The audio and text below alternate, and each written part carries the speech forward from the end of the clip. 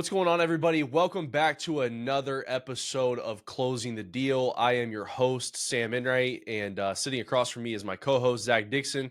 Zach, how are you, man? Doing well this morning. How are you doing? I'm doing pretty good. Doing pretty good. Can't complain. Cannot complain at all. Cannot complain at all. Super excited for today's episode. We are going to be talking a little bit about renting versus buying. This is a um, very large debate that we see often with potential home buyers, and so just wanted to kind of break down the debate a little bit between financials and lifestyle considerations and different things like that. So super excited to do this episode today for sure, because again, like I just mentioned, we hear it all the time. Should I rent? Should I buy? How do we make that decision? When do we make the decision? So super excited for sure. Yeah, absolutely. Like you said, I mean, this is a largely debated topic. I mean, it has been for, I assume, a long, long, long time in life on whether or not the better option is to rent or buy. So, I think we can both say that we've seen, well, one of us can say that we've seen, both sides of that aisle. So, definitely have at least the perspective to kind of insert there on both. And obviously, each of us has rented, so we know what that lifestyle is like as well, and pros and cons to that. So yeah, definitely should be a really helpful episode for everybody. Definitely give you guys some insight into some different numbers and different ways of thinking about it, and hopefully, at least get that brain working on what you think might be best for you. Definitely. And like you mentioned, it's a age-long debate. And obviously, I think the answer sometimes changes depending on, economic factors, market factors, different things like that. So the answer may be one thing in one year, but then maybe the next year, that thing changes. It all just really depends on some of the stuff, that we're going to touch on in this episode. So just like you mentioned, it's a long-winded debate, and kind of just depends on the situation that you specifically are in, as well as obviously market conditions, economic conditions, et cetera, et cetera. So super excited, obviously, for that. Just wanted to share just a quick stat that I found in regards to rent here in Central Ohio. The 2024 year over year increase in Central Ohio for rent was actually about 16%. So that is absolutely nuts that jumped from 2023 to 2024, 16%. I don't think that is a normal number that we're going to see, going forward. But it's been a very crazy market, both in the rental side and on the buy side over the last 5 years. So just found that stat crazy. Usually, obviously, when you purchase a home, your mortgage payment is not going to be increasing 16% year over year. So just obviously just a crazy stat all in all. Yeah, that is. I would have never have guessed that. If you would have given me the opportunity there to take a guess at what the percentage would be, I would have never taken a shot at 16%. That seems extremely high.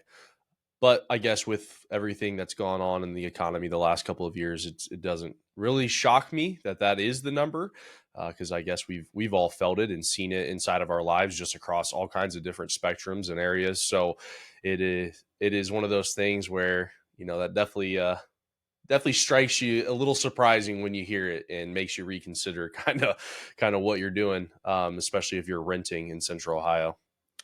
Definitely. And obviously a little bit of a caveat to that is, if you are in a year to year lease and you re-sign your lease, your rent's likely not going to go up 16% in a lease that you're already encompassed in, maybe that you're just doing a renewal on. But obviously, just the average rents, when you take all of the rental units in the Central Ohio area, that is what has increased over that time period of that 16%. So just a little bit of caveat. Obviously, if you're already in a lease and you're staying in your unit, likely not going to increase by 16% year over year, but it definitely will increase. Absolutely.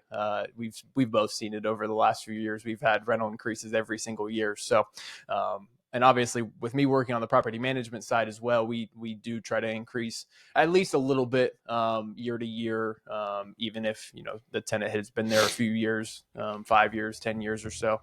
Just try to increase it a little bit to try and keep up with inflation. So just a little bit of a caveat to that stat, but it is still increasing while your mortgage is obviously a fixed monthly payment each month, depending on just a couple of other factors. But your principal and interest is a fixed rate. So Yeah, yep. Only thing you really got to worry about, obviously, your taxes and insurance and those sort of things going up. But I guess we could pull the numbers on that. I don't think that taxes and insurance are increasing 16% year over year. You may get a little bit of an increase. Also kind of just depends on the area that you live in. But yeah, just crazy all in all. For sure. So that kind of takes us into the first, part of the debate between renting and buying. It's really just the financial breakdown as a whole. Your cost comparison between your rent payment and your mortgage payment. Obviously, with your rent, that's just going to be a standard rent payment, and you likely will have to pay either utilities separate or you'll pay utilities as a part of your rent, and that rent number will go up to satisfy the number of utilities that you're using. But as far as your rent payment, that's pretty much it.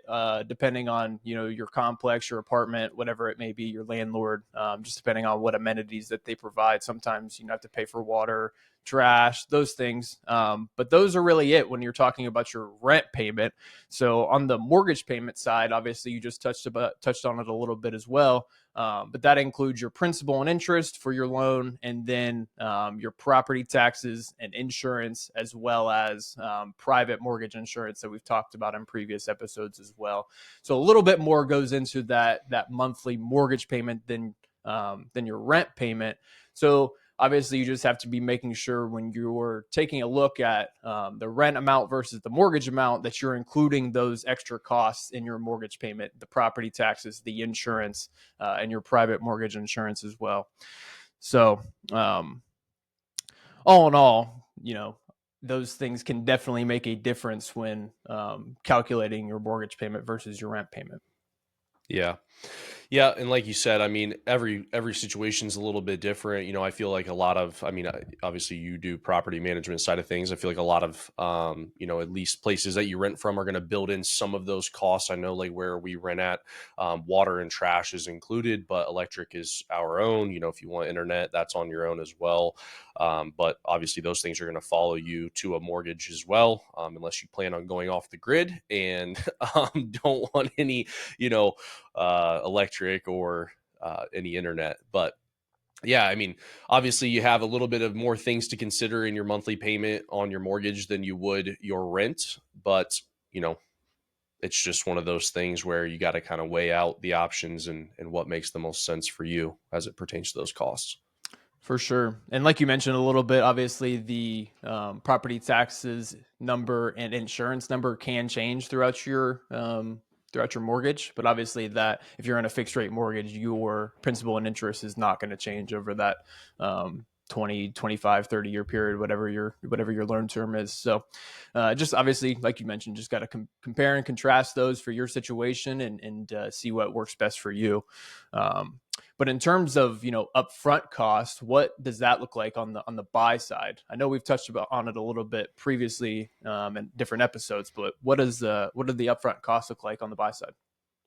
Yeah. So, I mean, cost of buying up front, this is always something I find a little bit funny because most typically we'll work with clients who want to try to get in buying a home as cheap as possible. I mean, a lot of them would like to get in at $0, which I always just find ironic because when you go and you get an apartment, I know both of us have done this. There is a security deposit that's required, and most typically you're going to pay your first month's rent up front as well. So I guess just depending on the area that you're living in, but I mean, if you're in Central Ohio, I mean, I would venture to say you're probably with both of those going over $2,000 very, very easily. And so the amount of people that want to try to buy homes for less than $2,000 or less than what it would be required to rent, I just always find just a little bit funny to me. But, with that upfront cost of buying, obviously depends on the loan program you go with. You're going to have a down payment requirement for conventional FHA. We've talked about USDA, VA, both of those being zero down loans. So, with FHA conventional, those are very, very common. So, typically you're going to have at least a down payment. You're going to have closing costs. Those sort of things are going to be your upfront costs in order to buy. There's ways to negotiate that and get those costs down. There's down payment assistance programs that can help you with the down payment if that's not something you want to come out of pocket with. But in most typical cases, you're going to see, you're going to have to come up with a down payment, and most likely, 50-50 usually cover your closing costs unless you can negotiate that in on your contract. So, that again, that can be a lot pricier. The barrier for entry is going to be a lot pricier for buying a home versus renting in most cases. But we all can't sit here and act like getting that entrance into an apartment is free either, because it's not. So there's going to be money on both sides of it. Yes, most typically when buying a property, the money required is going to be higher, but you're also you know putting that down payment down, which is building the equity in the property, because you automatically, if you're buying for 250 and you put $10,000 down, your property's worth 250 and you only have 240 in it. So it's a little bit different. When I put that security deposit down, yes, they say, you can get that back when you move out, but I don't know. Depends on how long you live there for. And, it depends on how much they gut you for everything that happened to the property in that time period, but you're not getting that first month's rent back. So, all of those things are to be taken into account. So even though you are putting down more down payment up front, that is again working in your favor, because that is equity already built into the property, right there, just by putting that money down. So closing costs, obviously, again, those are, pretty straightforward, just your cost to close the loan. So, you're not really getting any benefit out of that, per se. But yeah, just, the cost definitely different, but it's just the way you weigh your options, the way you look at it. Definitely. And that takes me into my next point, honestly, is the equity and wealth building side of this conversation as well. Obviously, like you mentioned, that down payment is going to be immediate equity in the property for you. And as you make your rent payments, just like you mentioned with the first month rent payment, you're never going to get that back ever. It's gone forever, out of your pocket, into your landlord's pocket, paying down their mortgage on their rental property. So, when you're obviously making those larger down payments, that comes with a caveat of this is likely going to come back to me in some sort of fashion, some sort of way down the road, whether it's from, selling the property and making a profit off of it, or B, renting it out and starting to collect that rental income. And now that renter is paying your mortgage instead of you paying your landlord's mortgage. Obviously, when you're renting, you're not building any equity. All of that money is gone. And obviously, when you make your monthly mortgage payment, that money, a little bit of that money, is going towards your principal each month and paying down your loan amount and increasing your equity every single month. And that doesn't even consider the appreciation factor as well. Obviously, if you buy your property at 250 and you're in a pretty good real estate market, in 4 to 5 years, you can likely expect your property to appreciate by at least, 15, 20 grand or so.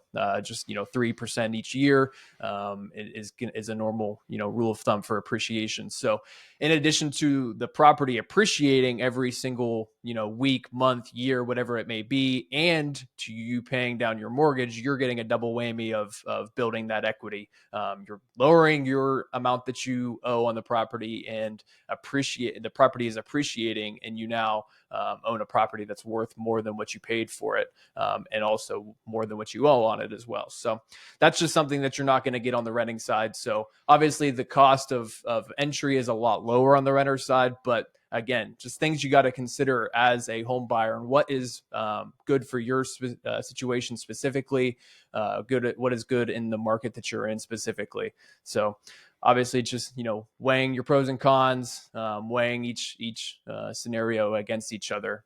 But I will always recommend to start building equity as soon as you possibly can, because again, real estate prices in general always increase. We will have some downturn years, some downturn markets as a whole, but generally speaking, over the long term, real estate appreciates. And so the quicker that you can get into the game and start building equity, the quicker you're going to have your property paid off, and you're going to have a lot of equity in the property as a whole. So that's going to be my biggest proponent of buying as soon as you possibly can, is to build that equity as soon as possible. Yeah, I mean, that's That's one of the biggest benefits of them all. I mean, when you really sit back and crunch the numbers, I mean, if you want to figure out, again, well, I'm not going to sit here and pretend like, when you pay your mortgage in the first, several years that you're going to be doing this large number against your principal. It just doesn't happen. A lot of the initial costs are going to be towards interest. So that principal is not going to get paid down very quickly in those first, several years. But again, let's say you've rented for 3 years of your life, go take that rent payment and times it by 36 months and tell me how much that money that is, and what that's gone to. I mean, you do get something out of it. You're not building equity necessarily, but you do get a roof over your head. You have a place to stay. So I know oftentimes when we talk about rent and that sort of thing, we're like, well, you get nothing out of it. I mean, you do. Ultimately, you have a place to live, and to build your life and that sort of thing. But there is no added benefit on the back end, because if you buy a house, you still get that benefit of, I have a roof over my head, I get a place, I get to build a life. But also, while I'm paying down this mortgage, and while I'm living in this property for the next 2, 3, 4 years, like Zach said, appreciating in value, you're having two things work for you that are not working for you in the rental side of things. Whereas in both cases, you obviously are getting a roof over your head and getting that benefit of a place to live. So, yeah, I mean, just go do the number if you are currently renting, and just take a look at it, and come back to us and let us know how that feels. Because I know Zach and I have both been in that position where we've, taken that rent number, times it by the number of months that we've been renting, and been like, wow, okay, so this is what it really shakes out to when you look at these numbers. And it is kind of mind-boggling, to be honest with you. And it's not something you think about, because ultimately you go month to month, and it's a normal thing. I need to pay this in order to live here. What's the cost of this each month? Okay. But when you really start to look at the big picture, it starts to become a little astounding when you really look, wow, I paid $30,000 over the last 2 years to live in this place. And when I walk away from it, I get none of that money back. There's nothing that I've paid into this that is coming back to me. So definitely can be a little bit of a hard pill to swallow. But sometimes purchasing is not for everybody in that moment, and sometimes renting is the better option, just depending on where you're at in your life cycle. So, but just something to think about for sure. Definitely. And I think I saw a stat a couple of weeks ago that said, the average homeowner that bought in 2020 has now, over the last 5 years, gained on average about $85,000 worth of equity, which is nuts, for doing nothing other than living in their home, buying their home up front and just living in it. The fact that you could have $85,000 stacked up in your home to be able to do whatever you want with, just keep it there in case of a rainy day. If you want to pull it out and, do some renovations on your home, or you want to take a dream vacation, that money is yours. And so just to be able to have that flexibility for just buying your property and living in it is absolutely astounding, in my opinion, for sure. So Yeah, no, I agree. I mean, the amount of people that, we talk to that, have bought in that time period. And also, I mean, if you guys go look at the numbers, credit card debt has hit, it just keeps hitting all-time highs as you continue to go. So, a lot of Americans are hurting at this point in time, and just where, things have gone in the economy. And could you imagine, being able to access that sort of money, to consolidate, even if you're on a HELOC that is a 10, 11, 12% interest rate, but you have credit cards that are maxed out at 24% interest rates, that's, in my opinion, being able to tap into that and pay that off, is just something that not a lot of people have the options of. And so when you're a little bit, struggling, but you made a decision, with real estate, and now you've gotten to that position where you have that equity build up, it does give you options, to kind of help in other areas. Or, if you're somebody who doesn't have debt, and you're somebody who's looking to get into, other wealth building, avenues, and you're like, I don't have a whole lot of liquid cash, but, I have all this equity built up in my house. I want to take a little bit of a risk and go after this business opportunity, or go after this, and touching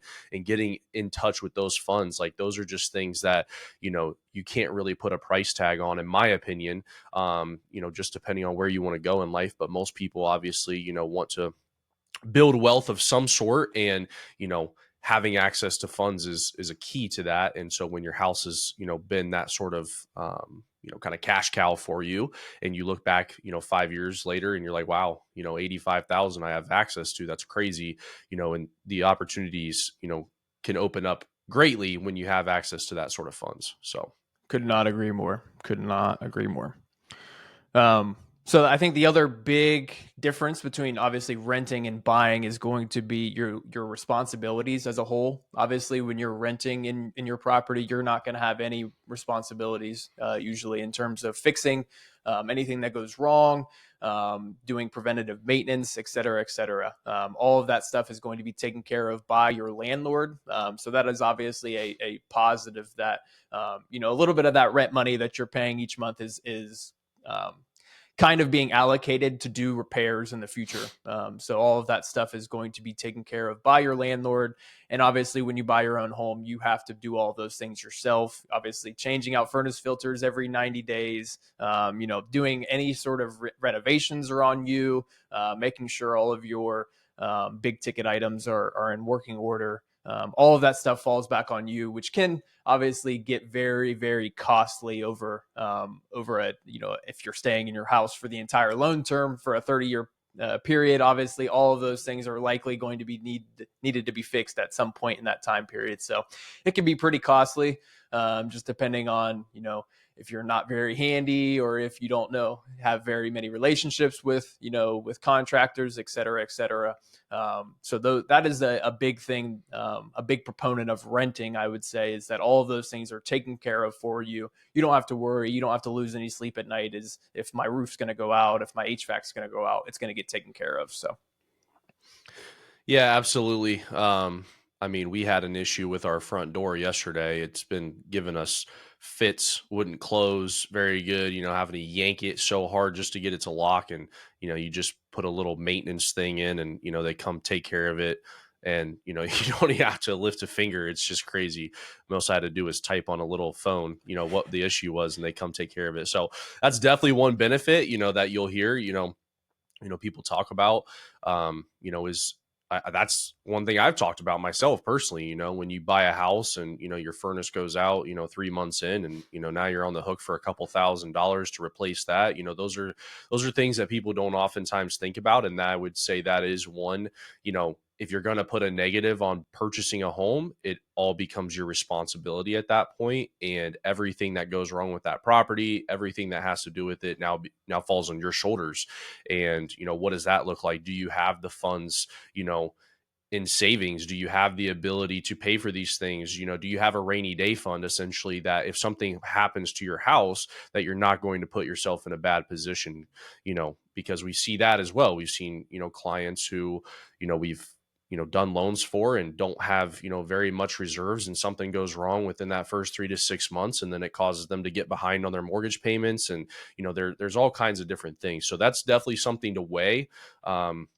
Or I guess something to take into consideration when weighing your options is, what does this look like? Because I know we talk a lot about upfront costs, but, you also have to be a little bit prepared on the back end. You don't want to go into buying a house with no reserves, no money whatsoever. And, because things do happen, even if you get a home inspection, this is life. Things crap out, things end up not working and breaking, and it comes as a surprise. And it's always one of those things that it never happens when you want it to happen. It's not like, oh, 6 months ago, oh, I was in a great position, I just got a bonus at work. It's like, everything's fine. Then it's like, no, it's the 6 months after, when business is slowed down and things aren't going so great, that something happens. And it's like, those are the sort of things that you have to be prepared for. So when you do take on that challenge of being a homeowner, things change a little bit. In my opinion, you have to be a little bit smarter with your money. You have to allocate for certain things. I think you should in general in life, but you can get away with it a little bit more when you're renting, when all those things are taken care of for you.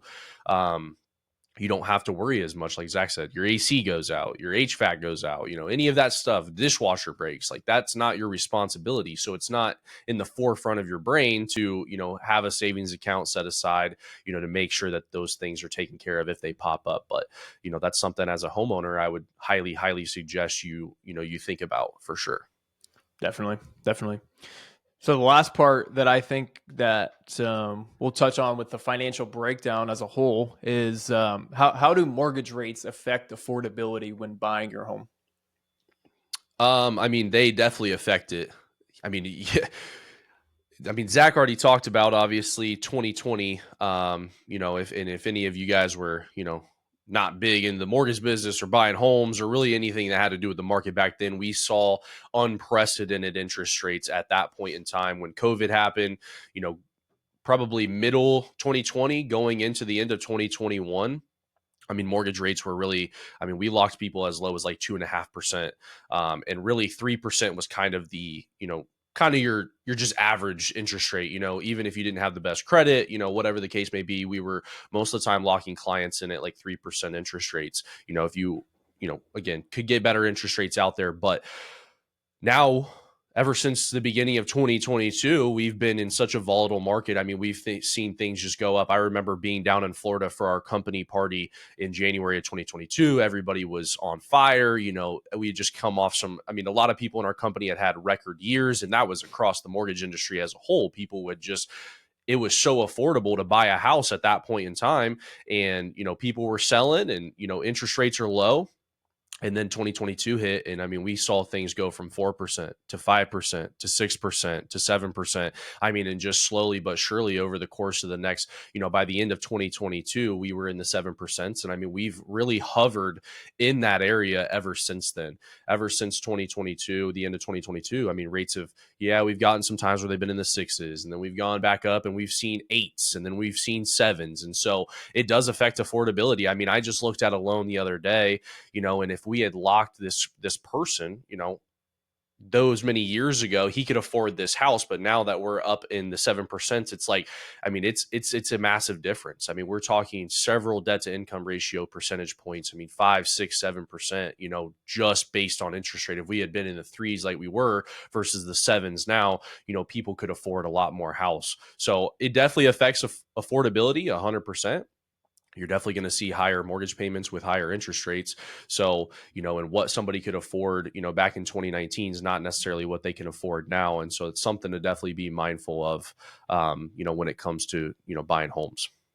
For sure. I was running monthly payment calculations for a client a couple weeks ago, and I just for fun, I was showing him what he could have afforded, in 2020 with a 2.5 interest rate, and it jumped from like, I don't know, 230 to 475 or something like that. Like, and it would be the same exact mortgage payment at 230 with a 7% interest rate, and then 470 with a 7% interest rate. So it's absolutely nuts. What can be the differences between when you have different interest rates, all in all. So Yeah, absolutely. I mean, it doesn't, when you look at it from like, okay, getting a 6.5 versus a 7, like, yes, there's going to be some difference there. Obviously, depending on how large your loan amount is, you're going to see a difference in payment. But it's not going to be like, oh my gosh, I could have afforded this massive house versus this one. But when you look at like, okay, before COVID, in 2019, 2018, when I first got in the business, interest rates were pretty steady around like 4%, 5%. That was kind of the industry standard. And then obviously things really dropped down. But now we've, gone 3x that. You're at 2%, now we're up in the sevens. You know what I mean? And so it's just like, when you look at it from that perspective, it obviously makes a massive difference. When you're talking 4 to 5 percentage points, that affordability changes greatly. You don't see a whole lot of difference, when you're talking about halves, and that sort of thing. But yeah, if we could get back even into like the fours and the fives, affordability would definitely change, and you're going to be able to, get that extra, bump of $20,000-$30,000 to purchase a house. You know what I mean? So definitely crazy, man. It's been a whirlwind of a roller coaster ride. I mean, I can't lie to you. It's crazy. And obviously with me getting in 2018, 2019, things were pretty steady, but I wasn't, I had just gotten into the business. So, it's not like, I was very busy, anything like that. And then you go into 2020 and the mortgage industry, real estate industry, it catches on fire. People are, doing crazy numbers. I mean, there was several people in our company that closed like over 300 loans, in 2021, which is just, it's just crazy. You know almost what I alone mean? a day. Yeah, you know what I'm saying? And so, and then you go in and you have those type of numbers, and then you just see interest rates slowly but surely just start to climb. And it's had a huge effect on just, business as a whole. People are not wanting to go out and buy homes as much. And obviously a large part of that could be linked to the affordability of it. When you're looking at a home at 4% versus a home at 7%, you're having, huge differences there for sure. Absolutely. Absolutely. So moving on, the next part of our little debate here between renting and buying is going to be lifestyle considerations, just as a whole. Um, so when you're renting, obviously you're usually in a 6 to 12 month lease, just most typically. So that is usually considered a short term, all in all. Obviously, you can renew these leases as they come about, but obviously, at the end of that lease or at the end of each lease, you can, in theory, move out and move to another spot. So renting provides you a little bit more flexibility on that aspect. If you need to move, you have a little bit more of a time period to do so. That's outlined. That obviously you can just not agree to extend your lease and sign another one. You can move out and find a new home in that aspect. Obviously, when you're owning, a little bit more difficult to do that. You either would need to sell your home or make it a secondary home, whether it's a long-term rental or a short-term rental. And obviously, those things are kind of niche. They it's not for everybody. Being a landlord is not for everybody. Hiring a property manager is not for everybody. And so that really just leaves you with one option if you want to move, and that's to sell your property. And if you're doing that in a short time period, there's a chance that you may not get the same price that you bought it for, just in general. There's a lot better of a chance that when you go to sell that property after 20 years, you're going to get a higher price than what you bought it for. But, in the short term, 2 to 4, 5 years or so, it's still a little bit up in the air. You never really know, to be honest with you, because obviously in the long term, real estate appreciates, but in the short term, it can go up and down and fluctuate a little bit. And so you just never really know what you're going to get. And having to sell a property to move for a necessity and then taking a loss on it at the same time is not ideal at all. So I always suggest to clients, if they're not interested in being a landlord or renting out their property, to feel comfortable in that property for the next 4, 5, 6 years or so. See yourself in there, growing in the property, so that for sure that when you go to sell, I shouldn't say for sure, but more than likely when you go to sell, that you're going to get a higher price than what you bought it for, because selling on purpose to get for a loss is just not ideal in all. So um, just the flexibility of being able to move, generally speaking, when you want as a renter is definitely a positive. And then so I would just recommend again that if you're looking to buy, you can see yourself in that home for an extended period of time past just that 6 to 12 month lease term or so, just so you can be sure that you're not going to be selling that property for a loss, all in all.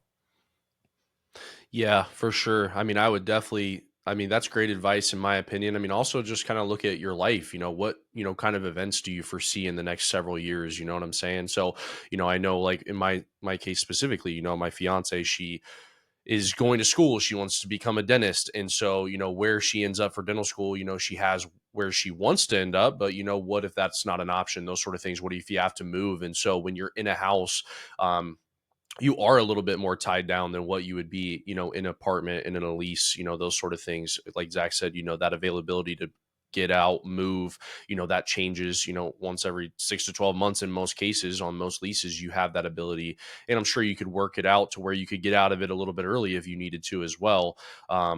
So just something to consider when it comes to the flexibility. Homes you would hate to, get in one, stay for a year. And like Zach said, sometimes the market can dictate whether or not you're going to end up with the same value that you got out of, that you put into it.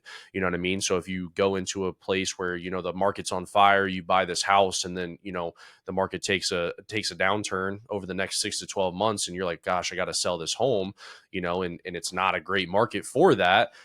It's just something where, that could get you in a little bit of a situation. So I would say definitely look at, what's your life look like over the next couple of years? Where are you going to be? Where most likely are you going to be? I know it's really hard to predict where we're going to be in life, 12, 24 months in advance, but if you feel like, you're going to see yourself getting married, settling down, those sort of things. Hey, we're going to be in this, we can be in this property for the next 3 to 4 to 5 years, like Zach said, then maybe that makes sense. But if it's something where, you have some volatility in your life and things are going this way and then it's going this way, maybe renting makes more sense in that short term. Definitely. Definitely. And so another lifestyle consideration that I would want to touch on always with renters versus buying is going to be, the personalization and control that you have in your property. Obviously, as a renter, you can pretty much not do anything to change the structure of your property as a whole. Obviously, you can, hang pictures, small holes in the wall, stuff like that. But you can't change the structure of the property as a whole. You can't knock a wall down. You can't knock cabinets out. Like you can't make major renovations to a rental property. I mean, you can, but you likely need to get approval from your landlord, and you're likely going to pay for it. So it just doesn't make sense to put money into somebody else's property to change it up how you want it, and then maybe move out, I don't know, in 2 years, and now you don't have that money, and you don't get to enjoy the um, renovation that you did as well. So if you are a handyman, if you're a do-it-yourself kind of person, I obviously owning is going to be best case for you as well. Just being able to do whatever you want. When you wake up on a Saturday morning, you look at a wall and you want to change the color of it, you can absolutely do that. You can put new cabinets in, you can put a new closet in. The options are really limitless when you own your own home. You can pretty much do whatever you want. Um, the only time that you cannot do whatever you want is when you're in a homeowners association, and they have rules against, certain things on the exterior of your property, things of that nature. But usually you can always at least apply to have those things done in an HOA. So it's not always a foregone conclusion, absolute no, like it is on the renting side. Sometimes you just have to have that approved. So if you obviously, if you want to have complete control over your property and renovations and being able to change it whenever you please, owning is the way to go for sure. And obviously some, rental properties are going to have pet restrictions as well. If you're a pet person, have large dogs, usually sometimes you're either going to have to pay a larger deposit and likely pet rent each month. And sometimes they even have restrictions on specific breeds and specific animals as well. So if you have a specific dog and they don't allow for dogs or that specific breed of dog in their complex, you're not even going to be able to live there. So just all in all, things to consider. If you're a pet owner, if you're a do-it-yourself kind of person, obviously buying is a little bit more flexible for those options as well. Yeah.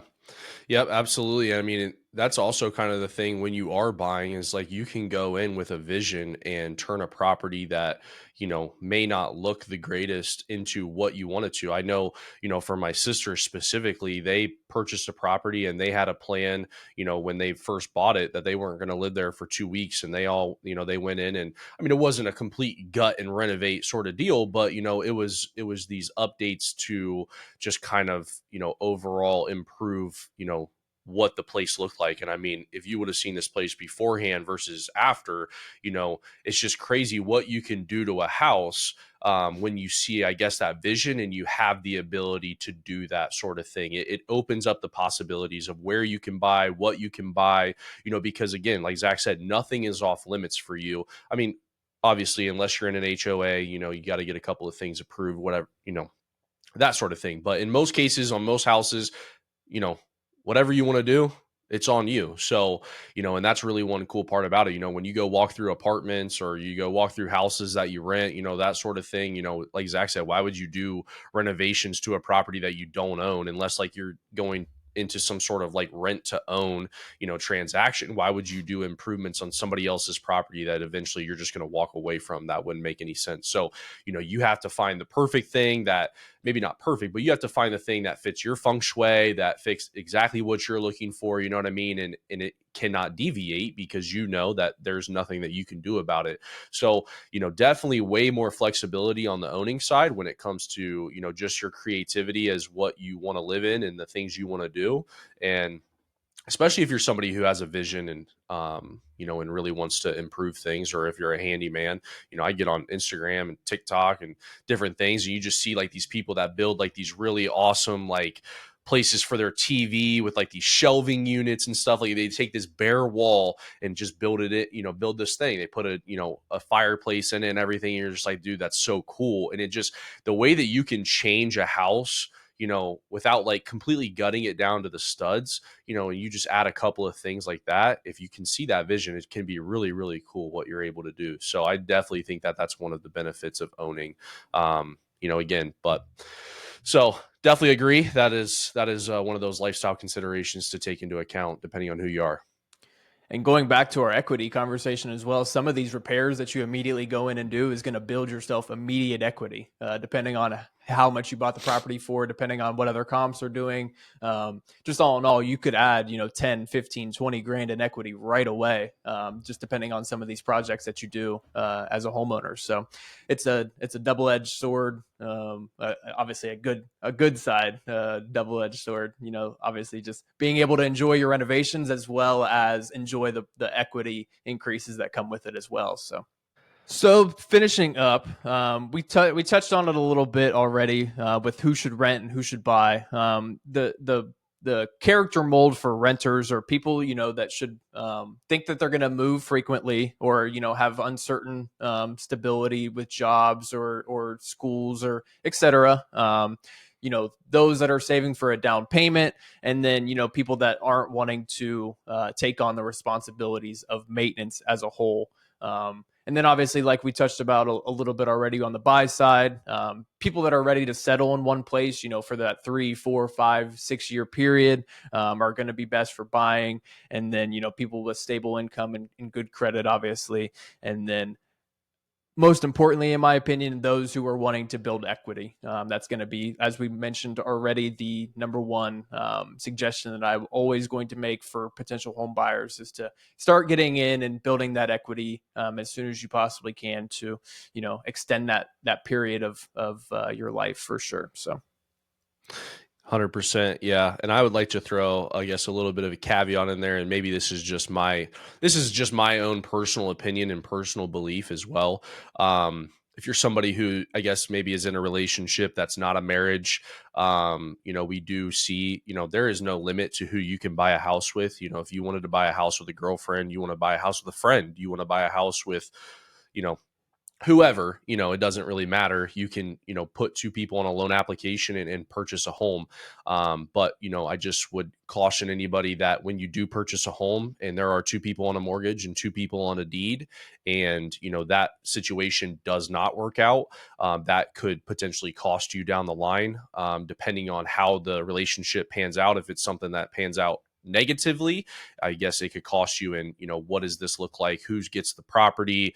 And go into all these legal side of things that, maybe you don't want to deal with. This was actually brought up by Zach's wife, and just, not buying with somebody you're not married to. That, I mean, is again, maybe a little bit of a personal belief of mine. It's just one of those things where it could get messy unless you're like 100% confident that it's not going to. That would just be my suggestion. So maybe if you are somebody who's, in a fresh relationship, maybe, buying is not ultimately a great thing to start out with. Maybe just rent an apartment. That's a lot easier to get away from, or get out of if something does go negatively. Because when you buy a house, there are legally binding documents, when you get deeds and stuff put in each other's name and you both have 50% ownership in that property, and things don't go the way that you want them to in the relationship, that could potentially cause for issues, especially if we've seen situations. We literally talked to two friends who bought together.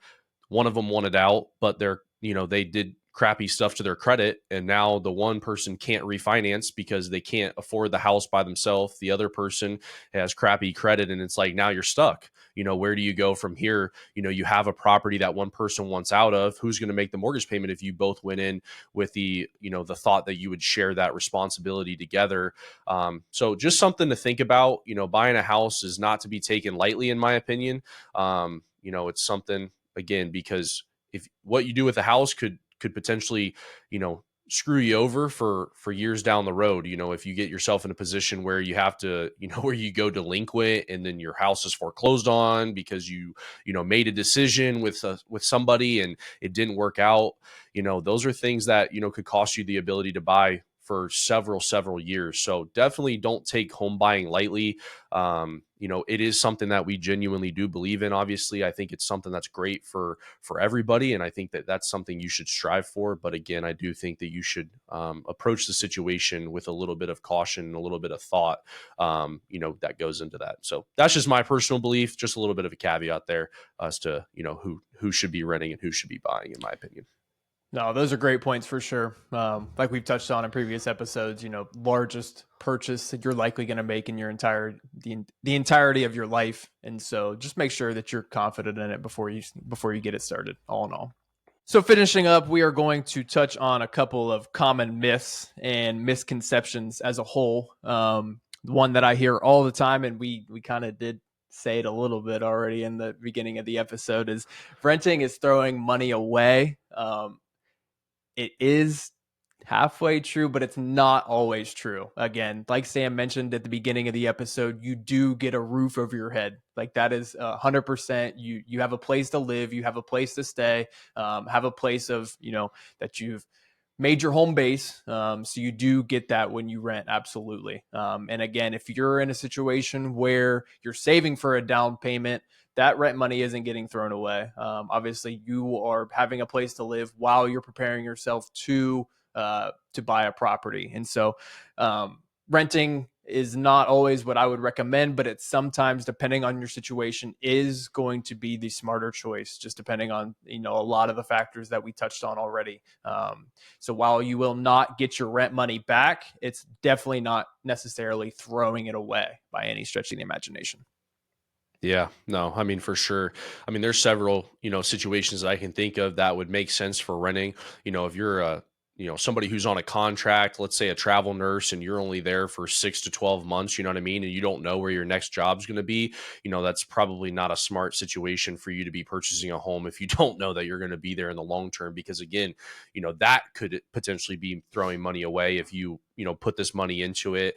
And, because there's going to be closing costs on both sides. There's going to be closing costs when you purchase, and there's going to be closing costs when you sell. So, that could erode your equity just right there if you have to literally purchase and then sell within 6 to 12 months, of having that house, and it doesn't appreciate in the time that you want. Again, we already talked about those especially that first year or so, those payments are largely going to be going towards paying down interest and not, paying down your principal. So if you walk away from a property in the first 12 months, it's not like you're going to have, paid off so much money out of your mortgage principal balance. So, in that situation, it probably makes more sense to rent. So it's very, very specific to you as a human being and, what, you want to do, and again, it just depends. There's certain people, there's some people that have come to us and, they haven't lived from, they have not lived away from their parents. And the first thing they want to do is go buy a home. And some people, that's success, that works out successfully for them. Their first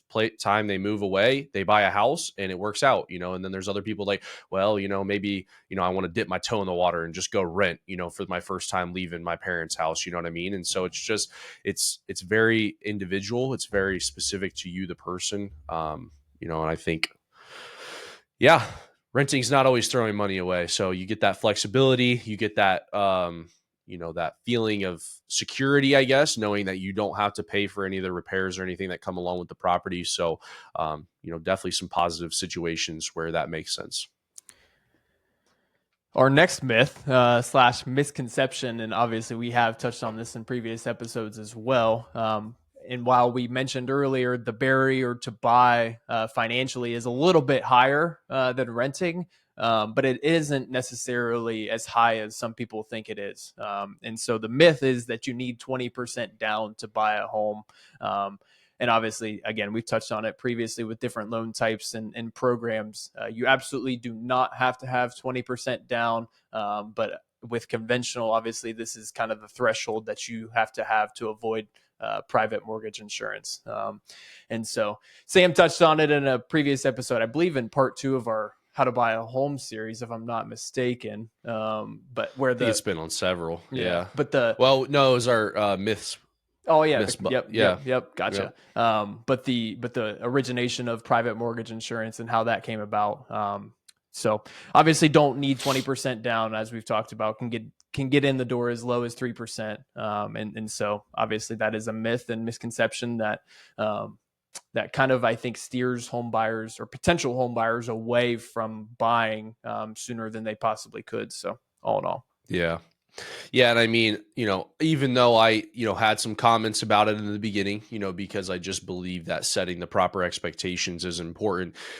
Just because I said that a lot of people think that they're going to buy a house for less than what they're going to get for their rent doesn't mean that that doesn't happen. I mean, there are people that that is what they want, and there are ways to make that happen. Again, we touched on, a little bit down payment assistance programs. We've talked on, asking the seller to contribute towards your closing costs, in the form of seller concessions and structuring your loan in such a way that, they can cover those costs. And so, there are those abilities out there to get you in at a very, very low entrance level. It's just going to be, if just think about it this way, the less that you bring, the less that, that you want to bring to a closing, the more that that's likely going to cost you, whether that's in a higher interest rate, whether that's, in a loan that I guess, yeah, higher interest rates, typically going to cost you in some way. With the zero down programs, those are very area specific, like USDA.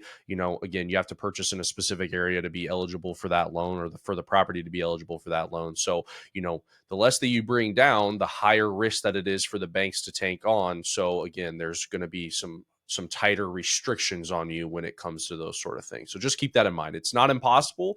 But I mean, we do it all the time. But again, just think about it that way. Definitely. And just another instance of, again, everything in real estate is negotiable. When you go in to make an offer on your property, everything is negotiable, and can a lot of different avenues can be taken to get to the finish line. All in all, so we are. I think that does it for our common myths and misconceptions. All in all, felt like a pretty good episode for the listeners, laying out, renting versus buying in general, and kind of what the debate is consisted of, and what people need to be looking out for in their own specific situation when they go to make that decision. All in all, is there anything else that you want to touch on? No, I mean, obviously, I feel like, you and I are probably, people would consider us biased considering that we work in the industry. Obviously, Zach and I both lean towards, purchasing just because of the added benefits of that, but again, we both have obviously rented as well. So it's not as if though, we're just these hardcore guys who, have only owned in our life. And, I feel like we try to be very balanced in this episode and just kind of weighing the different, options and what makes sense for, for each individual person. Hopefully, that's something you guys can take away is, ultimately that there are benefits to both. And I think we can both recognize that. And, I've talked about that. So, ultimately it's just a matter of where these things fit into your life and your lifestyle, where you're currently at, and where you see yourself over the next several years. But again, something I do believe is that everybody should own at some point in their life, and experience what that's like. It just has to be right for them in that time period of their life, for sure. Definitely no wrong answer in this debate, and that's why the debate is consistently ongoing. Week to week, month to month, year to year. There's no wrong answer. It really just depends on your specific situation and the market conditions around you that are determining, what you want to do with your next step. So, Absolutely, man. Absolutely. Well, yeah, I had a great time talking over this episode. This is always a fun one to kind of dissect, kind of all the different pieces to it, because like you said, it's just something we hear a lot of, and it's something I consider a lot myself personally, just thinking, which one makes more sense. Because I mean, we've seen a lot with the market the way that it's gone over the last couple of years. It's almost seemed that it's cheaper to rent than to own currently. But the numbers are not always just as simple as just what's the monthly mortgage payment versus what is the monthly rent payment. You would be kind of silly to think that that's as deep as the numbers go, and that's what determines affordability. So, but again, I think, yeah, I've already said it enough, so I'll just stop there. But yeah, just yeah, guys. Well, I mean, that's all we got for you, I think. Absolutely. We will. We do really appreciate you guys tuning in, and obviously all of the support that we've had on the channel and throughout the all of our podcast episodes. Again, find us on all of the platforms: Apple Podcasts, Spotify, and if you want to see us on YouTube and see our faces um, while the episode's going on, can find us there as well. And then obviously have our content on Instagram, Facebook, and so bringing all of that content to you guys in different avenues, and just all in all, appreciate the support that we've gotten so far, and hopefully you guys are finding value in it, and are getting excited as springtime is getting started here in Ohio, and hopefully prepping a little bit to maybe buy a home in the near future. So again, thanks guys for tuning in, and that is it for this episode. We will see you guys on the next one. All right. See you guys.